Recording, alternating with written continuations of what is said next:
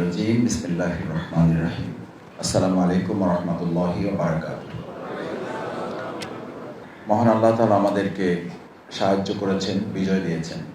প্রাথমিক বিজয় হলেও এটি আমাদের জন্য একটি গুরুত্বপূর্ণ অধ্যায়। ইজা জাআ নাসরুল্লাহি ওয়াল ফাতহ। একই সাথে আল্লাহ তাআলা ফি দীনিল্লাহি আফওয়াজা, দলে দলে এখন আমাদের এই সংগঠনের প্রতি, আল্লাহর দ্বীনের প্রতি মানুষ আসছে।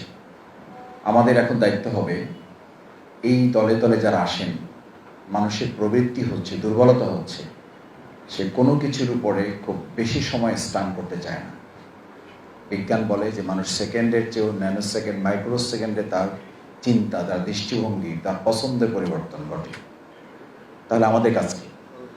আমাদের কাজ হচ্ছে এই ভাইয়েরা যারা আসবেন তাদেরকে যদি আপনি এখনই টার্গেট করে ধরে তাকে আত্মগঠন, মানোন্নয়নের জন্য নিবেদিত করা না যায়, তাহলে একটা সময় পর্যন্ত সে আপনার প্রতি এডিকশন থাকবে, এরপরে কোনো না কোনো একটা জায়গায় সে চলে যাবে। তাহলে আমাদের কাজ হচ্ছে এই ভাইদেরকে আমরা এখনই টার্গেট করে, বাছাই করে তাদেরকে মানোন্নয়নের জন্য আমরা নির্ধারণ করবো ইনশাআল্লাহ। দ্বিতীয় কাজ হচ্ছে আপনাকে মনে রাখতে হবে যে দুঃসময়ে যেমন কিছু আত্মগঠন, মানোন্নয়নের ইতিবাচক দিক থাকে, একটা জোশ থাকে। ছিল না? আমরা পাইনি আলহামদুলিল্লাহ।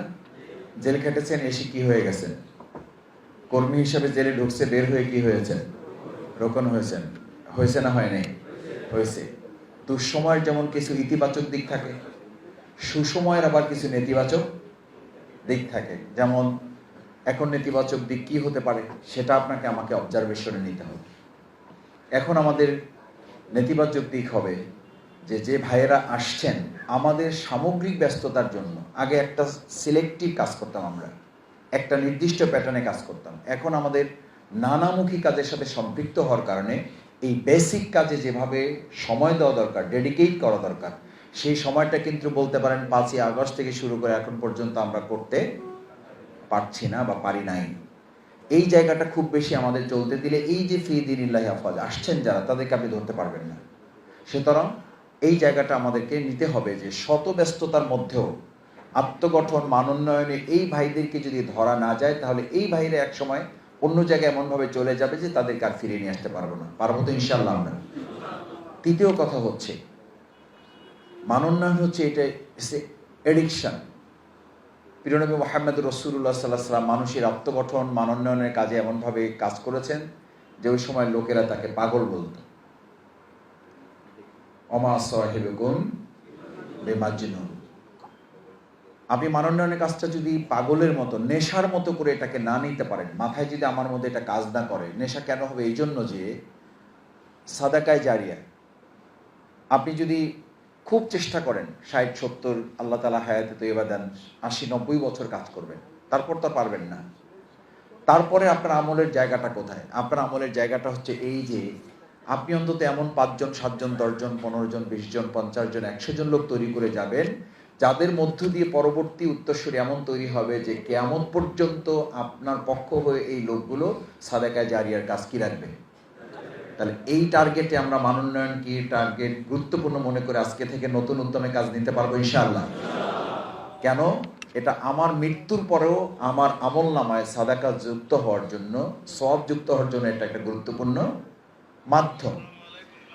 চতুর্থ হচ্ছে এই ভাইদের আগ্রহ এবং উদ্যোগটাকে কোনো কোনো ক্ষেত্রে আমরা তাদেরকে টার্গেট নিয়ে কাজ করার সময় আপনাকে খুব সচেতনভাবে, সতর্কতার সাথে খেয়াল রাখতে হবে।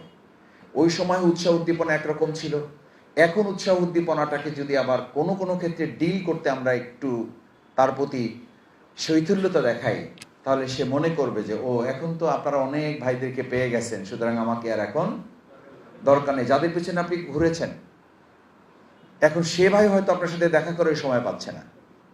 হচ্ছে না? হচ্ছে। খেয়াল রাখতে হবে ওই ভাই যেন আমাদের দ্বারা আহত না হয়। আবার যেই ভাইকে আপনি এতদিন খুঁজেই বের করতে পারেন নাই, সে হয়তো এখন দেখা করার জন্য আপনার বিরক্তির কারণ হয়ে গেছে।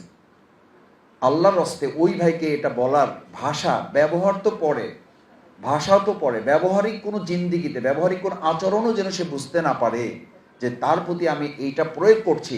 এতদিন যে আসবে আমরা অত্যন্ত সতর্কতার সাথে, সম্মানের সাথে, মানুষকে আল্লাহ তাআলা মর্যাদা দিয়েছেন। আমার এই ইখতিয়ার আছে।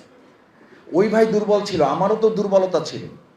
ইউসুফ আলাইহিস সালাম নিজে যদি এটা বলেন যে ওমা উবাররিউন নাফস, আমি আমার নফসকে তো দুর্বলতা মুক্ত মনে করি না, ইল্লা মা রাহিমা রব্বি, যাটুকু আছে এটা নিতান্তই কার দয়া।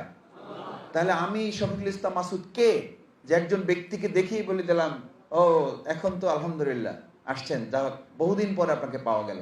এই কথাটুকু অনেক লোকের সামনে আপনি বলেছেন, এটা তার জন্য যথাযথ সম্মান না, এটা রীতিমতো তাকে কি করা, অপমানিত করে। এই লোকটা কষ্ট পায়, এটা আহত হয়, হয়তো নিশ্চয়ই তার ত্রুটি ছিল, কিন্তু সেইটাকে আপনি আমি মানোন্নয়নের এটা একটা বড় বাধা হবে। এখন যে আসবে যাচাই বাছাই করতে গিয়েও যেন আমরা কোনো ভাইকে আহত না করি।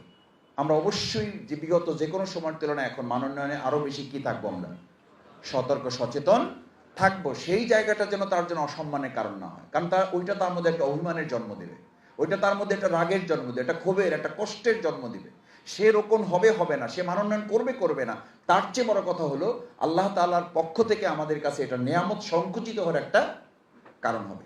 কারণ এখন তো আলহামদুলিল্লাহ জনশক্তি আগের যে কোনো সময়ের তুলনায় কয়েক গুণ বেশি পাবেন আপনি। এই যে আজকে সকালে আমাদের আপনারাই তো পাঠিয়েছেন, আমরা প্রথম টার্গেট করেছি 1000, এরপরে বাড়িয়েছি 200, এরপরে বাড়ালাম ঠিক আছে 1500, এরপরে এখন শেষ পর্যন্ত আমাদের 2000 প্যাকেট দেওয়ার পরও কিছু ভাইয়েরা আমাদের স্লিপ দিয়েছেন যে আমরা খাবার পাই নাই, এতে আমাদের কষ্ট নাই, আমরা জয়েন করতে পেরেছি আলহামদুলিল্লাহ। এই ভাইয়েরা আমাদের দেখেন, এই 2000 ভাইদের কিন্তু আপনারা মাত্র 3-4 দিনের দাওয়াত দিয়ে এখানে হাজির করেছেন। তাহলে মাঠে আরো এর চেয়ে দ্বিগুণ আছে না নাই? তার মানে 2000 আর বা তার সাথে আরো কয়েক হাজার, তার মানে 5000 লোক এখন ইনস্ট্যান্ট শুধু সাথী সদস্য আছে যাদেরকে মানোন্নয়ন করে টার্গেট নেওয়া। তাহলে সকালে যে কাজটা আপনারা কষ্ট করে করেছেন, এই ভাইদের মধ্যে যে একটা ইন্সপিরেশন তৈরি হয়েছে, এই ইন্সপিরেশনটাও যদি আবার সপ্তাহখানেকের মধ্যে, আজকে যেটা সিটামিন বলেছে যে আজকে থেকে রিপোর্ট রাখবেন, এটা হলো একটা থিওরিটিক্যাল কথা। প্র্যাকটিক্যালটা করবে কে? প্র্যাকটিক্যালটা কে করবে? আপনারা করবেন। আজকে থেকে গিয়ে ওই যে তালিকা পাঠিয়েছেন তাদের একটু খোঁজ নেবেন, তাদের নিয়ে আবার এখন আলোচনা চক্র হবে, তাদের নিয়ে পাঠচক্র হবে, তাদের নিয়ে ওয়ার্কশপ হবে, তাদের নিয়ে কর্মশালা হবে। আমাদের তো এখন বড় বড় প্রোগ্রামের ব্যস্ততার মধ্যে যদি এই কাজগুলোকে সমান গুরুত্ব না, তার চেয়ে বেশি গুরুত্ব না দেওয়া যায়, তাহলে এই ভাইরাই একসময় আস্তে আস্তে তার আবার সে আগের জায়গায় ফিক্সড হয়ে যাবে। এই জন্য আমি আপনাদের 3টি সামারি বলে শেষ করতে চাই। নাম্বার 1 হচ্ছে, এটাকে সমস্ত কাজের মধ্যে অগ্রাধিকার ভিত্তিতে ব্রেইনে আপনাকে ধারণ করতে হবে যে দিস ইজ মাই ওয়ার্ক এবং এটা আমার ফার্স্ট কাজ ইনশাআল্লাহ। নাম্বার 2 হচ্ছে এটার পিছনে লেগে থাকতে হবে। আজকে মনে করলাম, কালকে মনে করলাম, একজনকে ভাগ করে দিলাম, এরপরে মনে করলাম যে আমি একটু ফলো আপ করলে হয়ে যাবে, হবে না। আমরা সব সময় ছাত্র জীবন থেকে বলে আসছি, শুনে আসছি, এবং এটাতে আমরা অভ্যস্ত হতে হবে যে মানোন্নয়নের কাজটা সরাসরি দায়িত্বশীলদের সাথে সম্পৃক্ত। কার সাথে? আপনারা কারা?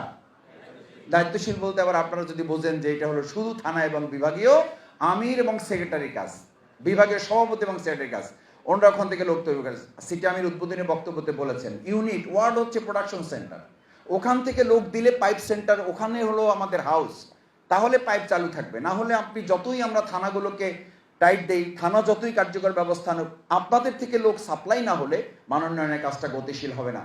আমরা এই বছরের যা টার্গেট নিয়েছিলাম, আমরা দ্বিগুণ মানোন্নয়নের জন্য একটা পরিকল্পনা আজকে থেকে বাস্তবায়নের জন্য মাঠে কাজ করবো ইনশাআল্লাহ। ইনশাআল্লাহ। আল্লাহ আমাদের হাতগুলো কবুল করুন। আসসালামু আলাইকুম ওয়া রাহমাতুল্লাহি ওয়া বারাকাতুহু।